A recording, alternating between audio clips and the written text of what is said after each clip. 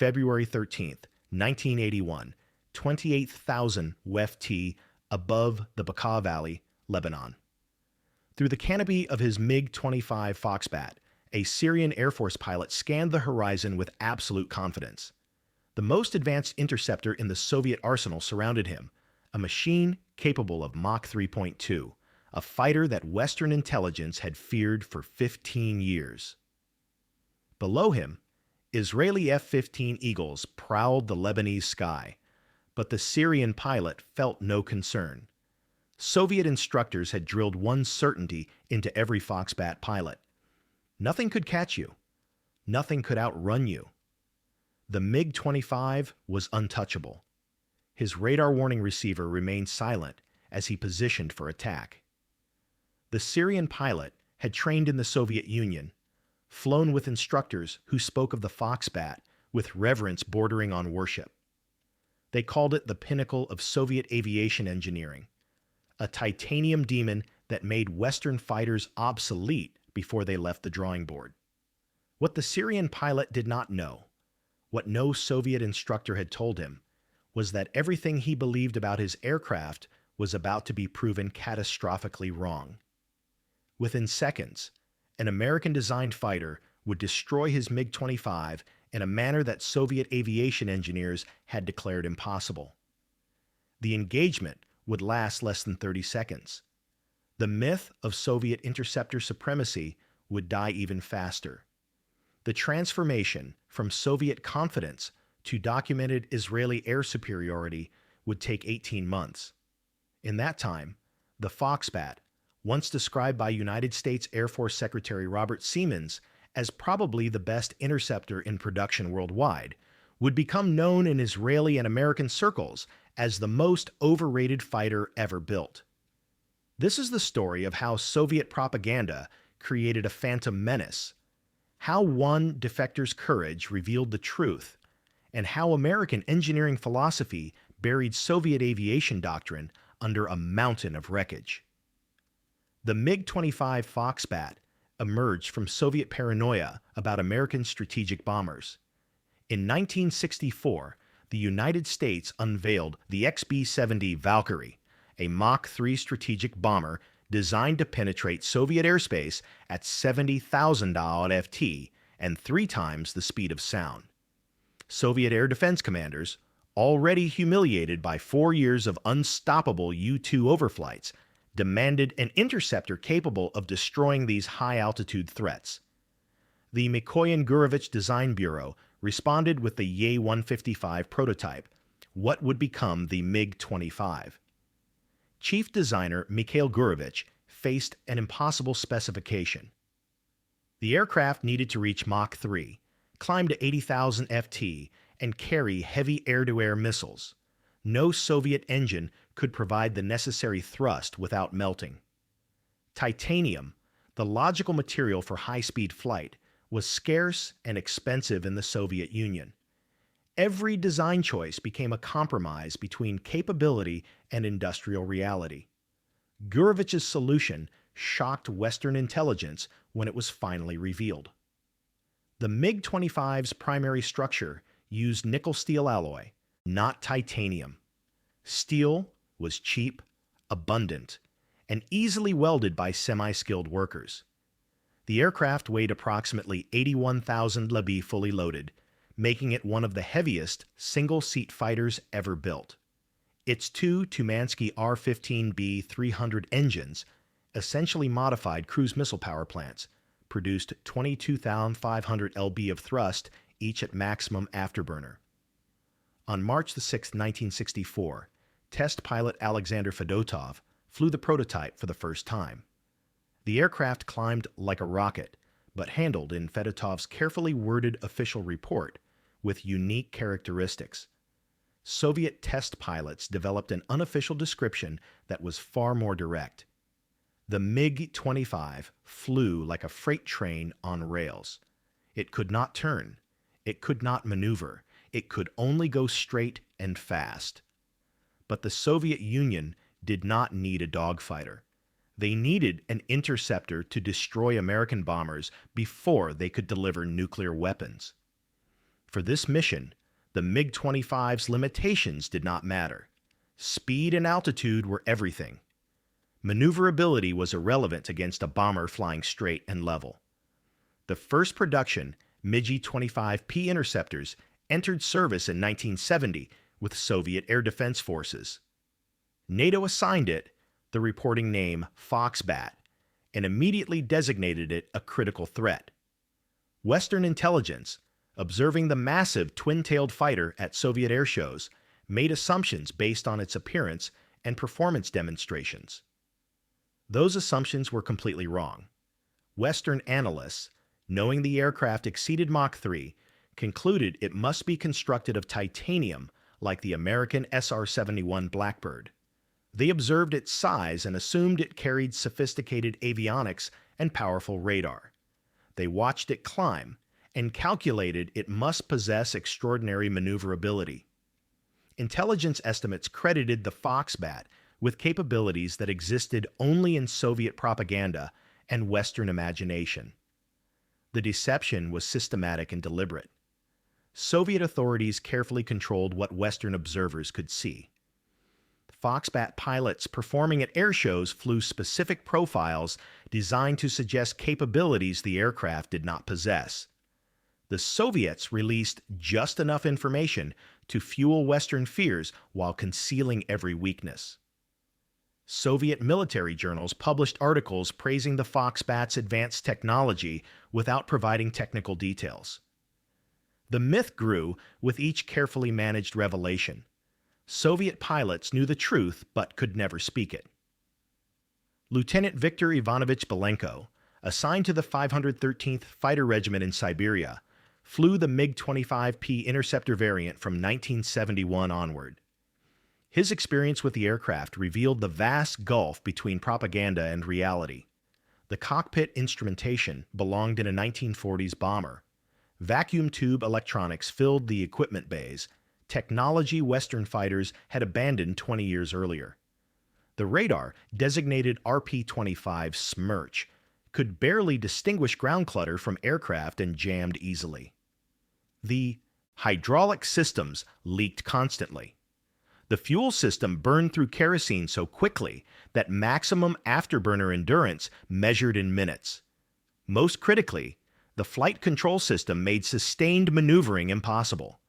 At high speed, the controls became nearly immovable, requiring both hands on the stick for even gentle turns. Pull too hard, and the aircraft's steel structure would permanently deform. Soviet flight manuals specified absolute maximum limits of 2.2 G at Mach 2.83 and 4.5 G at lower speeds. Any combat requiring sharp turns or aggressive maneuvering was beyond the aircraft's capability.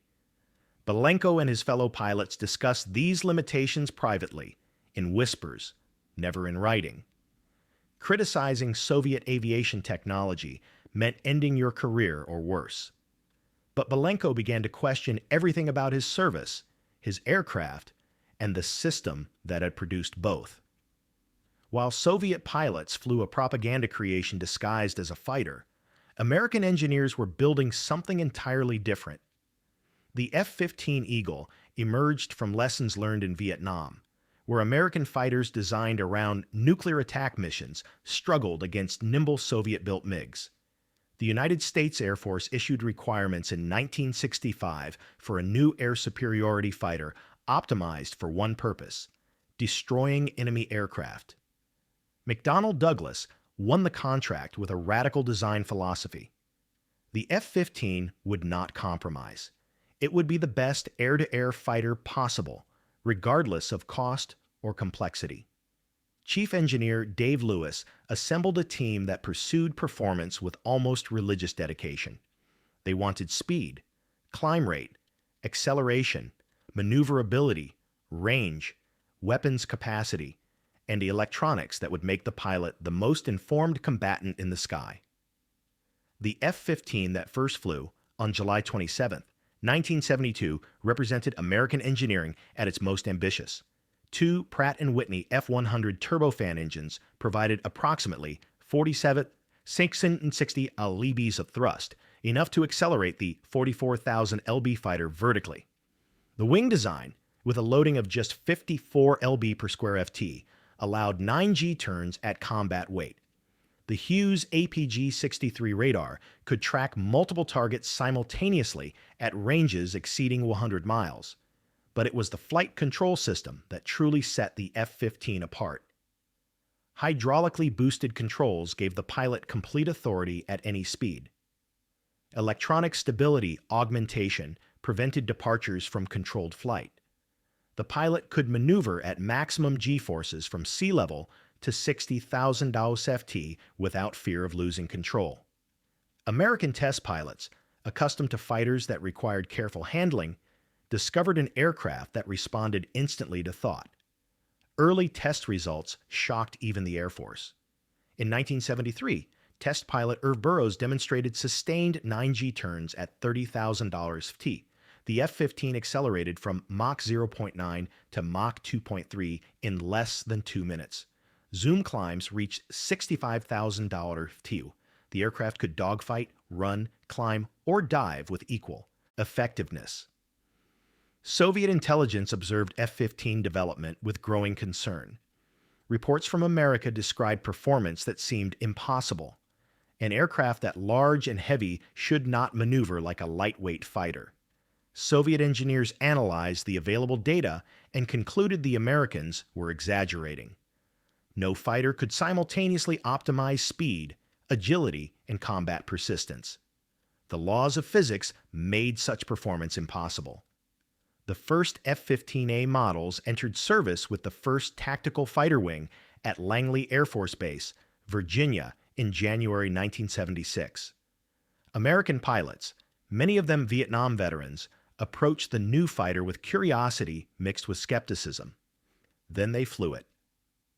Captain Roger Wells, an F-4 pilot with 2 Vietnam kills, completed his first F-15 training flight and told his squadron commander one thing: every enemy pilot who faces this aircraft is already dead. On September 6, 1976, the illusion shattered. Lieutenant Victor Belenko, 30 years old and completely disillusioned with Soviet life, executed the most damaging defection in Cold War aviation history. He departed his base at Chuguyevka during a routine training flight with several other pilots from his regiment. At first, to avoid revealing his intentions, Belenko followed the standard flight plan meticulously. Then, at the far end of the training circuit, he did not turn back toward base as flight doctrine required. Instead, he continued eastward and descended rapidly to 100 ft above the Sea of Japan, flying below radar coverage. The MiG-25, heavy and fuel-hungry, was never designed for low-altitude flight. At this height, fuel consumption increased dramatically. Belenko had brought the aircraft's technical manual with him, something strictly forbidden on operational flights. He knew he would need it to help American engineers understand the aircraft. His squadron mates, realizing something was wrong, pursued him. But the MiG-25's limitations worked in Belenko's favor. The heavy fighter could not maneuver well at low altitude. His pursuers could not catch him before he crossed into Japanese airspace. As he approached Japan, Belenko climbed to reveal himself on Japanese radar, popping up periodically to ensure he would not be shot down as an intruder. Poor weather and the limitations of Japanese Air Self-Defense Force F-4E Phantoms prevented them from locating him to provide escort. He had planned to land at Chitose Air Base, the only military airfield shown on his map, but weather and fuel depletion forced him to divert to Hakodate Civilian Airport. The Hakodate runway at 6,500 ft was dangerously short for the MiG-25. Despite deploying his drag parachute and applying maximum braking, the aircraft overran the runway by nearly 800 around. When Japanese police arrived at 1410 hours, they found Belenko climbing from his cockpit. He had 30 seconds of fuel remaining. When questioned, he stated clearly that he wanted political asylum in the United States. The Soviet Union demanded Belenko's return, and the immediate repatriation of the aircraft. Soviet embassy officials met with Belenko on September 9th, attempting to persuade him to return. He refused categorically. President Gerald Ford granted him political asylum, and he was flown to the United States on September 10th. The MiG-25 remained in Japan. Soviet pressure mounted for its return, but Japanese and American engineers needed time to examine it.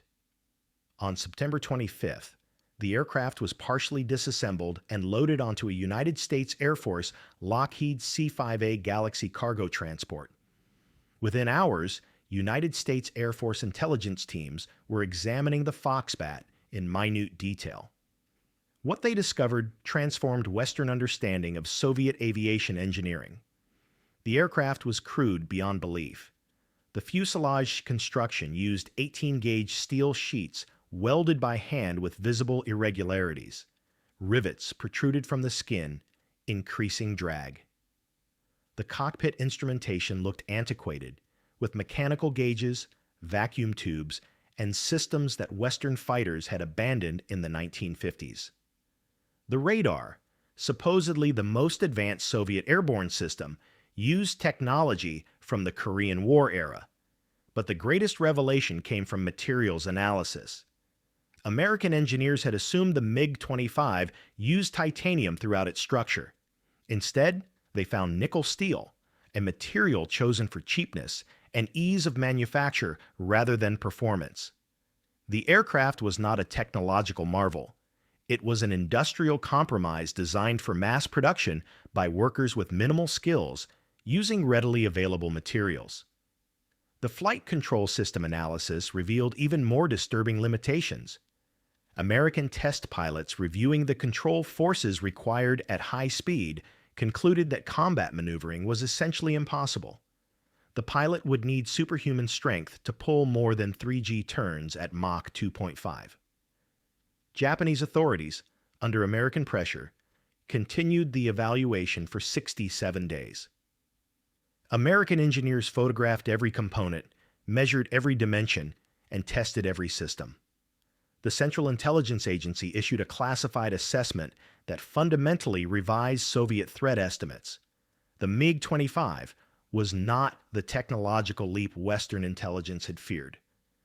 It was a paper tiger, an aircraft designed to destroy one specific threat, the B-70 bomber that no longer existed. The United States had canceled the B-70 program in 1969 after building only 2 prototypes. The Soviets had built hundreds of interceptors to counter a bomber America never deployed. Soviet humiliation was complete when Belenko, granted asylum in the United States, began providing detailed testimony. He described fuel systems so inefficient that combat air patrol time was measured in minutes. He revealed that engine overhaul was required every 150 hours because the power plants operated at temperatures that degraded metals constantly. He explained that the radar could barely see fighter-sized targets beyond 50 kilometers, a fraction of Western capabilities. Most damaging was Belenko's assessment of Soviet pilot quality. Training was minimal. Flight time was restricted because of fuel shortages and maintenance problems. Pilots received limited information about their aircraft's capabilities or limitations. Soviet aviation was built on quantity, not quality, accepting poor performance because producing thousands of mediocre aircraft was cheaper than hundreds of excellent ones. The myth of the invincible Foxbat had been destroyed by one disgruntled pilot and 67 days of American analysis. Israeli intelligence received the complete American assessment. Israeli Air Force planners studying the data realized the MiG-25 was vulnerable to tactics the F-15 could execute perfectly. The Foxbat's inability to maneuver meant it could not evade missiles. Its antiquated radar meant it could not detect threats until they were close. Its limited fuel capacity meant extended combat was impossible. The supposedly unstoppable interceptor could be destroyed if engaged properly. The Israeli Air Force, observing F-15 performance in American service, immediately recognized a strategic game-changer. Israel faced numerically superior Arab air forces equipped with the latest Soviet fighters, including MiG-21s, MiG-23s, and the feared MiG-25s. Israeli pilots had fought 3 wars flying French Mirages and captured Soviet aircraft. They understood air combat intimately and recognized that the F-15 represented a generational leap in capability. Negotiations began in 1975. The Israeli government, led by Prime Minister Yitzhak Rabin, requested immediate delivery of the new fighter. The United States, concerned about maintaining technological advantages and regional balance, agreed to the sale. On December 10, 1976, the first F-15A Baz, Hebrew for Falcon, arrived in Israel. The timing was significant. Just 3 months after Belenko's defection revealed MiG-25 limitations, Israel received the weapon designed to counter it. Israeli Air Force doctrine emphasized aggressive exploitation of technological advantage. Unlike American pilots who trained for specific scenarios, Israeli fighter pilots practiced freeform combat where anything could happen. They flew against their own Mirage fighters, against A-4 Skyhawks, simulating MiGs, against anything that could create realistic combat pressure. The F-15 exceeded every expectation. Israeli test pilot Colonel Benny Peled, who had flown every fighter in Israeli inventory, reported that the Eagle gave Israel a 20-year technological lead over any potential adversary.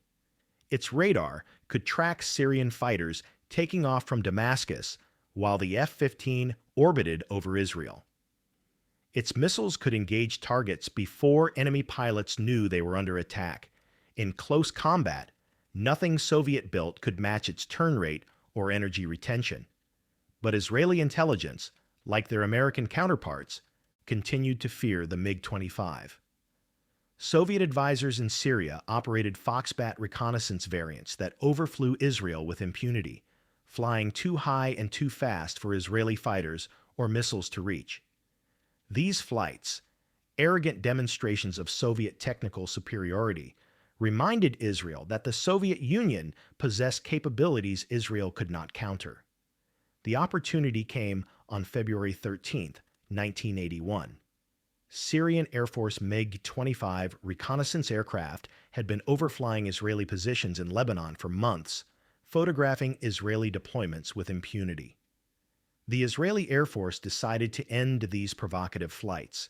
They positioned F-15 patrols at altitudes and locations where they could intercept the high-flying Foxbats. The Syrian pilot, confident in his MiG-25's reputation, never saw his killers. Israeli F-15 pilot Benny Zincher, commanding officer of 133 Squadron, was flying at 30,000 FT with his radar-scanning high altitude when he acquired the Foxbat at 90 kilometers range. The Syrian pilot, relying on Soviet assurances of the Foxbat's invincibility, was flying straight and level at Mach 235, exactly as Soviet doctrine prescribed. Zincher, following Israeli tactics developed specifically for this engagement, positioned himself below and behind the Syrian fighter. The Hughes radar maintained perfect track despite the target's speed. At 35-kilometer range, still beyond the Syrians' radar detection capability, Zincher fired 2 AIM-7 Sparrow radar-guided missiles. The missiles, accelerating to Mach 3.5, closed on the supersonic target in seconds. The Syrian pilot's radar warning receiver, designed to detect threats from ahead, never indicated the danger approaching from his 6 o'clock position. The first Sparrow's proximity fuse detonated 20 FT from the MiG-25's left engine. Shrapnel from the continuous rod warhead shredded the engine and punctured fuel tanks. The second missile, launched as insurance, passed through the expanding debris cloud and detonated near the cockpit. The MiG-25, traveling at 1,750 miles per hour at the moment of impact, began tumbling. The steel structure, never designed for violent maneuvering, twisted under aerodynamic loads. Pieces of tail section separated. The canopy, already cracked by overpressure, blew away completely. The Syrian pilot, if he survived the initial explosions, faced an impossible situation. Ejecting at Mach 235 in a tumbling aircraft exceeded the seat's design limits. Israeli ground radar tracked the flaming wreckage falling toward Lebanese territory. The engagement from first radar contact to aircraft destruction lasted 37 seconds. The first ever combat kill of a MiG-25 Foxbat had been accomplished without the Israeli pilot ever entering visual range. Soviet instructors had trained Syrian pilots that nothing could catch a Foxbat at high altitude and high speed. They had been catastrophically wrong. Over the following 16 months, Israeli F-15 Eagles would expand their dominance to levels that defied Soviet military theory. On June 9, 1982, Operation Mole Cricket 19 began with Israeli Air Force strikes against Syrian surface-to-air missile batteries in Lebanon's Bekaa Valley. Syria had deployed 19 Soviet-built SAM batteries, including SA-6 Gainful and SA-8 Gecko systems, creating what Syrian and Soviet advisors believed was an impenetrable air defense network. Israeli F-15s, F-16s, and electronic warfare aircraft destroyed all 19 SAM batteries in less than 2 hours without losing a single aircraft. Syrian MiG-23s, MiG-21s, and MiG-25s scrambled from bases around Damascus to engage the Israeli attackers. Syrian pilots, trained by Soviet instructors using Soviet doctrine, flew in formations designed for mutual support. They expected that numerical superiority and coordinated tactics would overcome any Israeli technological advantages. Soviet doctrine called for massed fighter formations using numbers to overwhelm technically superior opponents. But June 9th exposed the complete failure of that doctrine. Syrian pilots faced the reality that numerical advantage meant nothing against technological dominance. Israeli F-15 pilots, with their APG-63 radars tracking multiple targets simultaneously, could engage Syrian formations before the Syrians even knew combat had begun. Syrian pilots saw their squadron mates exploding around them without ever detecting the missiles that killed them. Israeli F-15 pilot Moshe Melnik engaged a formation of 4 Syrian MiG-21s that day. His radar tracked all 4 simultaneously, while his fire control computer designated engagement priorities. He fired 4 AIM-7 Sparrows in 12 seconds, maintaining radar lock on each target throughout missile flight. All 4 Syrian fighters were destroyed before their pilots understood they were under attack. Captain Relik Shafir, flying another F-15, destroyed 5 Syrian aircraft in 2 separate engagements that afternoon. His first encounter lasted 45 seconds and ended 3 MiG-23s. His second engagement, 2 hours later, destroyed 2 MiG-21s in under 30 seconds. Shafir, interviewed decades later, described the combat as clinical rather than dramatic. The F-15's radar and missiles did the work. The pilot simply followed procedures. By sunset on June 9th, Israeli forces had shot down 82 Syrian aircraft, including MiG-25s, MiG-23s, and MiG-21s. Israel lost 0 aircraft to air combat. The kill ratio, 82-0, represented the most one-sided air battle in jet age history. Soviet advisors observing from Damascus could not explain how their carefully trained Syrian pilots, flying their most advanced exported fighters, had been slaughtered so completely. The Washington Post, citing Pentagon sources, reported on June 15th that Soviet military planners were stunned by the accuracy and efficiency of the Israeli attack. Marshal Pavel Kutakov, commander-in-chief of Soviet air forces, personally traveled to Syria to investigate. His report to the Soviet Defense Ministry, partially revealed after the Soviet Union's collapse, concluded that Western air combat technology had achieved superiority Soviet systems could not counter. Syrian MiG-25 pilots, trained to believe their aircraft was untouchable, discovered that Israeli F-15s could track them at any altitude and engage them at any speed. The Syrian Air Force lost its offensive capability in 2 days of combat. By the end of June 1982, Israeli F-15 Eagles had achieved a 58-0 kill ratio against Syrian fighters. Every engagement followed the same pattern. Israeli radar detected Syrian aircraft first. Israeli missiles fired first. Israeli pilots confirmed kills and returned to base while Syrian formations were still trying to locate their attackers. The technological gap was absolute. When Iraqi MiG-25s attempted to intercept coalition aircraft during Operation Desert Storm in January 1991, American F-15 pilots were prepared. On January 19, 1991, 2 pilots from the 58th Tactical Fighter Squadron achieved the first Air Force F-15 kills of MiG-25 Foxbats. Captain Rick Tolini, call sign Sitgo-21, scored the first kill, followed minutes later by Captain Larry Pitts, call sign Sitgo-22. The engagements followed Israeli established procedures exactly. Both pilots detected Iraqi Foxbats climbing toward coalition strike aircraft, acquired targets at extended range, and fired AIM-7M Sparrow missiles. Both missiles guided perfectly to their targets. The Iraqi aircraft, destroyed during their climb profiles, fell over Iraqi territory. The Iraqi pilots never transmitted distress calls, never fired their own weapons, likely never knew they were under attack until missiles detonated around their cockpits. Iraqi pilots in their MiG-25s faced an impossible situation. Their radar could not detect threats at ranges where American F-15s launched missiles. Their aircraft could not maneuver to evade incoming weapons. Their speed advantage was useless because American missiles were faster.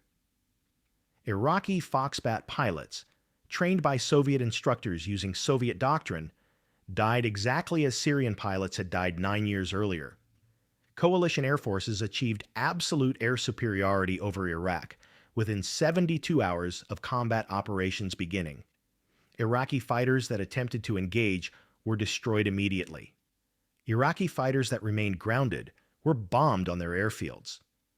By the 3rd day of combat, surviving Iraqi pilots were fleeing to Iran rather than facing certain death against American, British, and Saudi coalition fighters. The final statistics from Desert Storm validated everything Israeli combat experience had demonstrated. United States Air Force F-15 Eagles achieved 36 confirmed kills with 0 air combat losses. The career record for the F-15 across American and Israeli service reached 104 air-to-air victories with 0 losses to enemy fighters. The MiG-25, supposedly unstoppable, contributed 2 losses to that total. American industrial capacity supported this dominance with production numbers Soviets' industry could not match. McDonnell Douglas produced 1,098 F-15 aircraft in multiple variants between 1972 and 2004. The production facilities at St. Louis, Missouri, operated continuously with skilled workers assembling complex aircraft using precision manufacturing techniques. The quality differential extended beyond the aircraft themselves. Each F-15 engine, the Pratt & Whitney F-100, contained over 10,000 individual parts machined to tolerances measured in thousandths of an inch.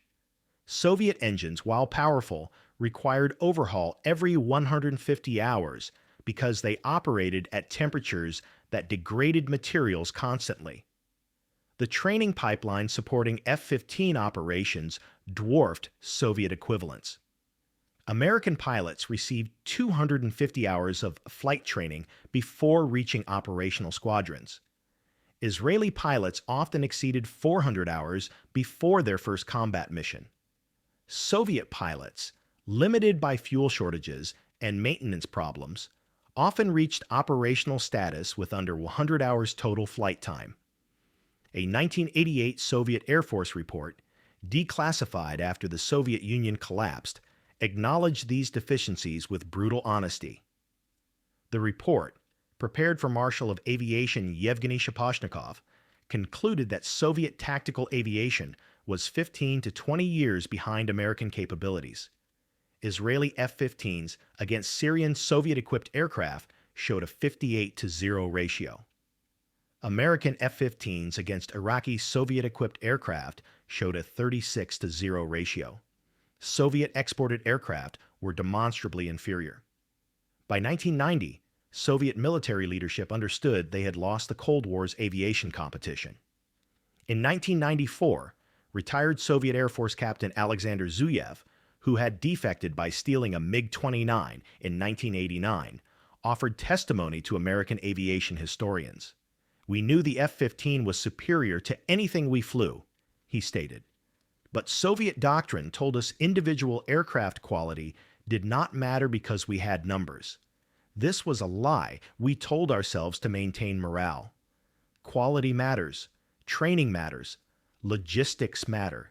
The Americans and Israelis had all three. The statistics tell the complete story. MiG-25 combat record, dozens of losses to F-15 Eagles, F-16 Fighting Falcons, and other Western fighters. MiG-25 confirmed air-to-air victories, 0.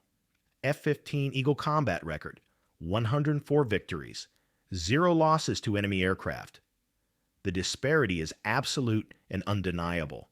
The F-15 Eagle, designed to establish American air superiority and never compromise that superiority for any other capability, achieved exactly what its designers intended.